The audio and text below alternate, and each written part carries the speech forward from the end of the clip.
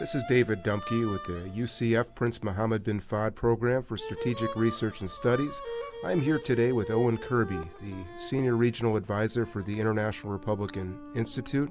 Thank you for joining us today, Owen. Thank you, David. It's a pleasure to be back here at UCF. We want to have a discussion today about transitions going on in the Middle East. This is a very tumultuous period, and unlike in past decades, we've seen a change of the guard, if you will, in leadership. Where are things headed? And, where do you see emerging leaders such as Prince Mohammed bin Salman? What is the direction right now? It's a good question, David. Clearly the region is in a period of transition.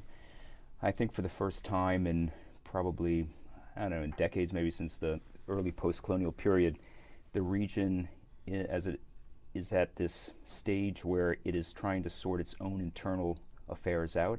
For much of the Cold War, the Middle East was a proxy battlefield or chessboard, so to speak, for the United States, its allies, for the Soviet Union, its allies. And I don't think many countries in the region had independence of maneuver.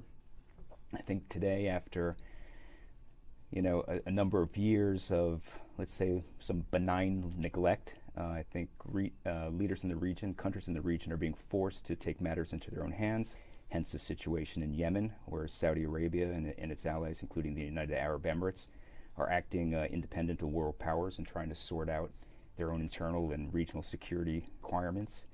The situation in Syria, the United States has been an absent player to a certain extent. You see Turkey, United Arab Emirates, Jordan, Saudi Arabia, and others trying to make decisions to shape the future of that country. Obviously, yes, Russia is involved at this time, but again, I think you're seeing a lot of independence of action in the region that you may not have seen perhaps back in the 1990s, as the region tries to sort out its own needs, its own future destiny, absent heavy-handed U.S. role or support. Well, you mentioned a couple points I'd like to follow up on. One is that outside powers have always shaped a lot of the decisions for these countries, both between countries in the region and even on internal matters. To what extent is Washington going to play a role in the future in the Middle East? It's obviously, as you mentioned, it's changing right now. Countries such as Saudi Arabia and others are making decisions based on their own interpretation of events and what their own definition of interests and what needs to be done. So where is Washington on this? Yeah, for the moment, I don't think the United States is playing that role of sort of arbiter between states and between players in the region, as used to be the case. And you look at the situation of Israel today, and in reports of, let's say, back-channel negotiations or diplomatic relations between Gulf states and Tel Aviv. This is without the U.S. acting as any sort of facilitator. I think this is a good example. The United States clearly, in my estimation, has serious long-term strategic interests in the region. I think if you look at the sort of the byproduct fallout from the conflict in Syria, which has impacted Europe in particular, has raised global security concerns. I don't think we can say that what happens in the region, even if we'd like it to be so, is somewhat isolated from the rest of the world and has no impact. I think it's just not what history and what current events is showing us. But what the U.S. role is or will be in the future, it's hard to see at this time. Does the U.S. actually understand what its interests are at this point, or is it a little murky right now? I think the American public has grown a little weary of U.S. interventions in the broader Middle Eastern region, including, Afghanistan, Pakistan region, South Central Asia. I think American leadership is having to contend with this fatigue which has had obviously a toll on U.S. budgets and our long-term debt. And I think the American leadership and leadership in Washington is perhaps showing some willingness to give latitude to our allies in the region to take matters into their own hands and to see where that takes things. I think we'll have to probably step back at some point and assess whether or not, absent American intervention, or not intervention, but American support and American involvement, the region can sort out its internal challenges. Does Washington still have a role in mediating, for example, disputes between regional players as they themselves learn where the limits are, how they can work together or work against each other? I mean, of course, my opinion is that the U.S. has a role to play, but I think the region is becoming accustomed, at least has become accustomed over the past, say, 10 years, to lack of U.S. involvement. And so they're not looking necessarily anymore to Washington to provide direction, to provide support. So one thing Washington has had periodically is obviously there's been an interest in security per se and stability, that being one theme, and fighting terrorism is another theme. And then there's also human rights and democracy have come to play. Are those still the broader issues we should be looking at, or the broader categories, or is there some a new way Washington should be approaching the region? No, I think the United States needs to be looking at how best to secure stability and prosperity in the Middle East. You know, I think that U.S. involvement today in the Middle East is mostly reactionary. You look at the U.S. presence in, northeastern Syria and western Iraq, in reaction, in response to ISIS and the Caliphate. I think that the United States needs to have a very honest assessment and evaluation of how it is that we arrived at this point. And it's not strictly and solely on a result of the U.S. intervention in Iraq in 2003. I mean, there's a reason why these states are failing. We didn't invade Syria, and yet Syria's failed. We had minimal intervention in Libya, but Libya is failing, if not already in the failed state category. There are fundamental underlying reasons why there is this this constant instability in the Middle East, and much of it, I think, you find at its root cause is due to lack of institutional development, lack of human rights, obviously economic disparities. These are things that bombs will not address. We're very good at, eradicating threats to our national security, but there's much more to it than using our military forces. So these systemic problems you're mentioning, what tools can be employed to address those? Obviously, any outside government can't change internal decisions of another. They can influence them. Yeah. Does Washington still have that influence, and do traditional tools such as aid still work?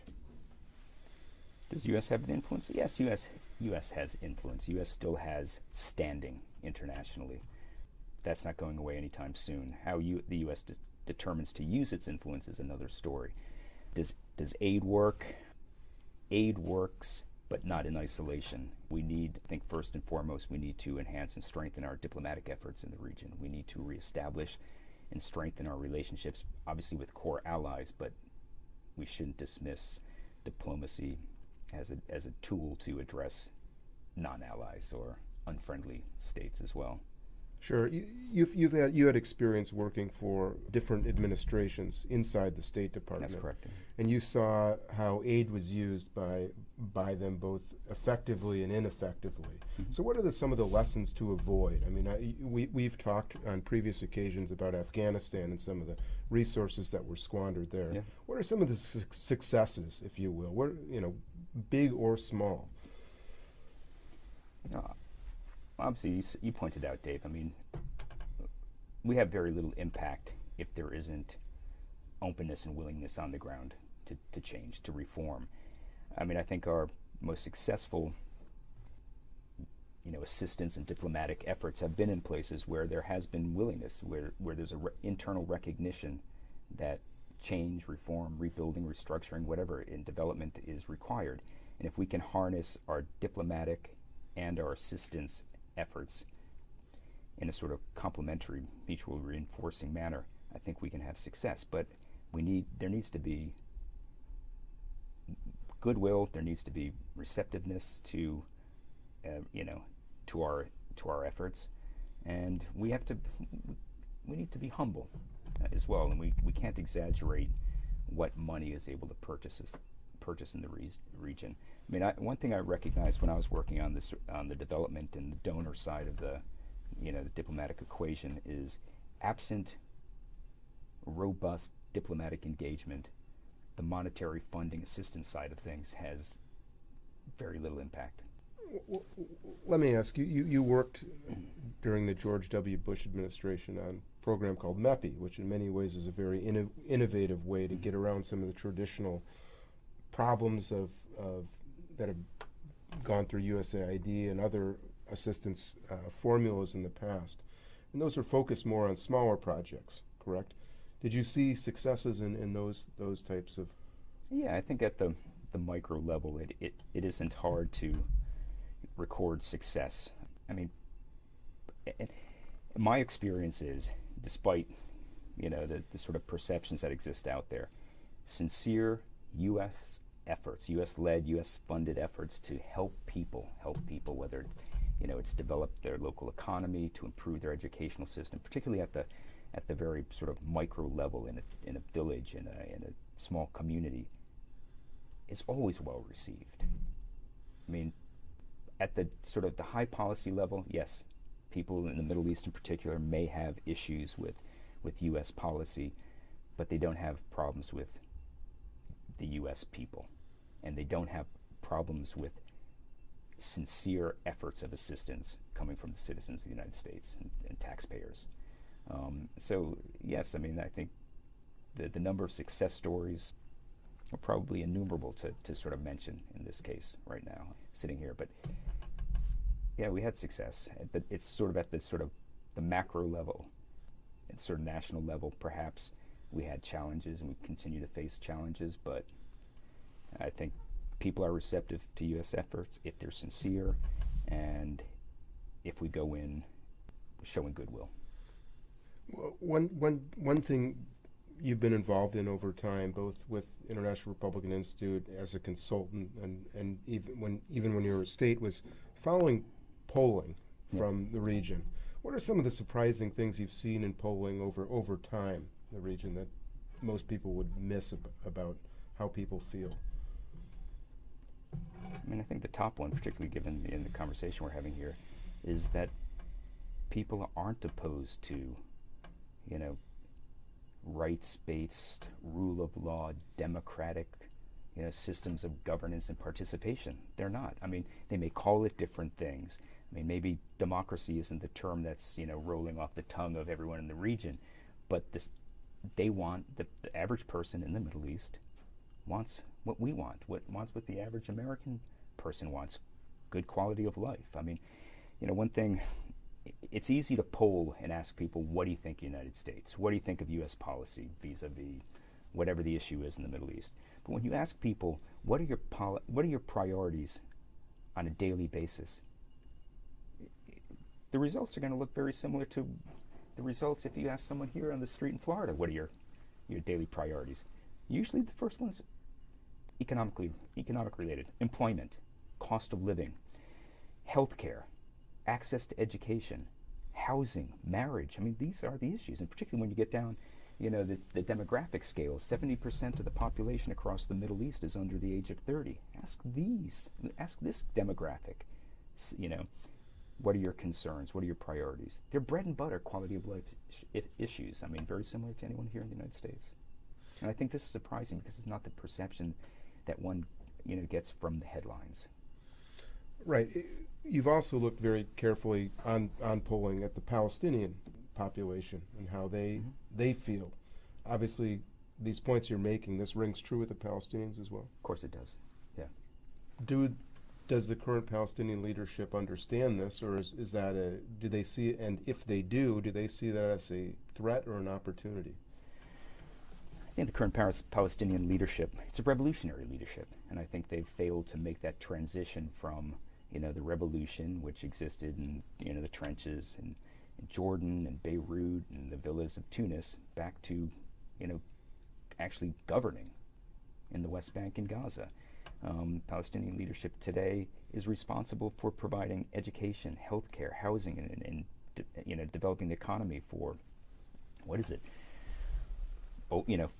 million people.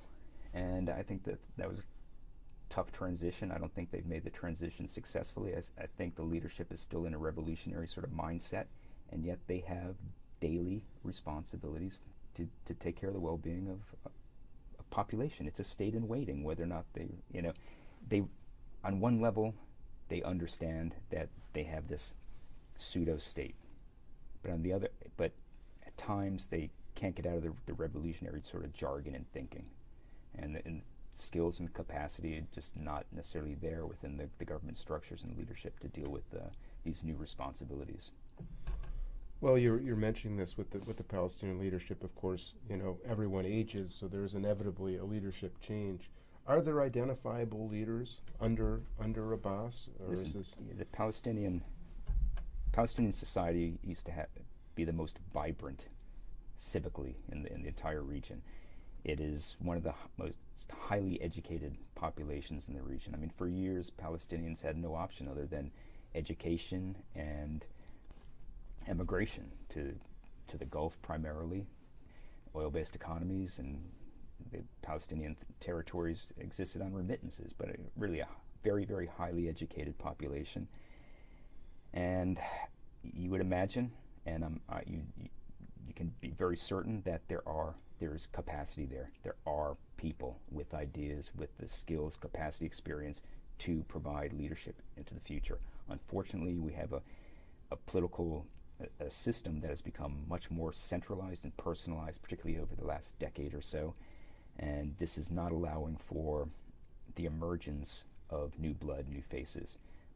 Whether or not you're talking about civil society in Palestinian territories, you're talking about political institutions, political parties, government institutions, are still dominated by, what, let's call it an old guard that isn't making room for the meritocratic rise of new blood, which it's kind of, I think it's very risky that we're not encouraging otherwise, but that's the situation today.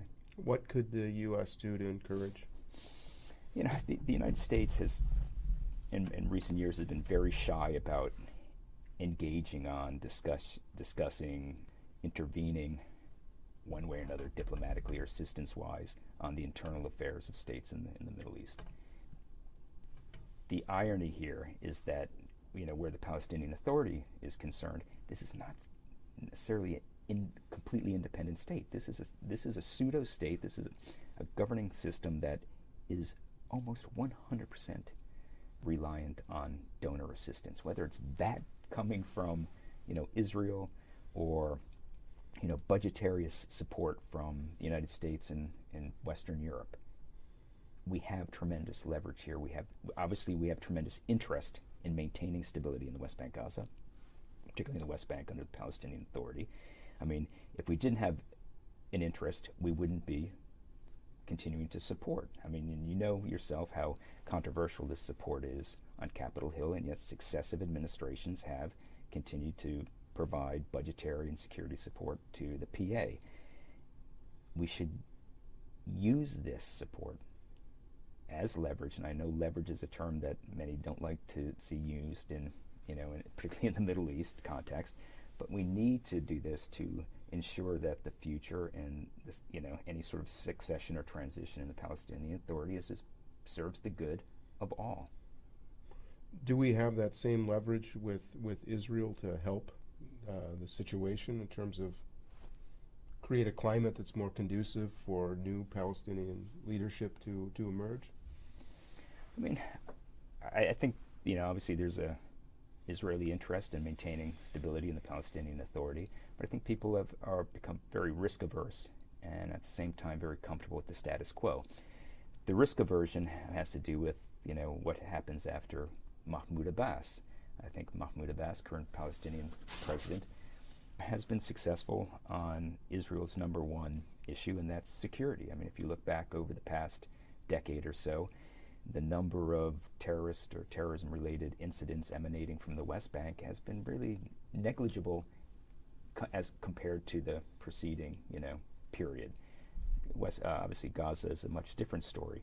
So Abbas has demonstrated capacity on the security front, and we don't know what his successors will bring. We don't know. We know that the whole issue of security coordination between the Palestinian Authority and Israel is very controversial in the Palestinian population. We know actually the majority from polling and from other indicators are opposed to it, and yet Abbas has gone as far as to declare the cooperation as sacred. I mean, why would you want to mess with this? I mean, this is he's dedicated, he's committed to security cooperation. I think he understands, probably given his age, he's probably more aware of the risks of going backwards than someone who's under the age of 30. I mean, he's lived through, obviously, tumultuous periods in Palestinian existence. So he's dedicated, he's Palestinian architect of Oslo. So he's dedicated to peaceful negotiation, peaceful settlement. I know there are questions about certain aspects of Palestinian internal policy that may run contrary to this narrative, but I think the proof is in the pudding. I think the Israeli security establishment in particular recognizes this. So what comes next? And do we, and I think there's a great amount of concern about what comes next. I think the status quo, to the extent possible, is the goal of policymakers on all sides. So what does that mean in terms of transition? I think people are looking towards, folks within Abbas's inner circle who have as well committed to some extent to the status quo of maintaining it in the future.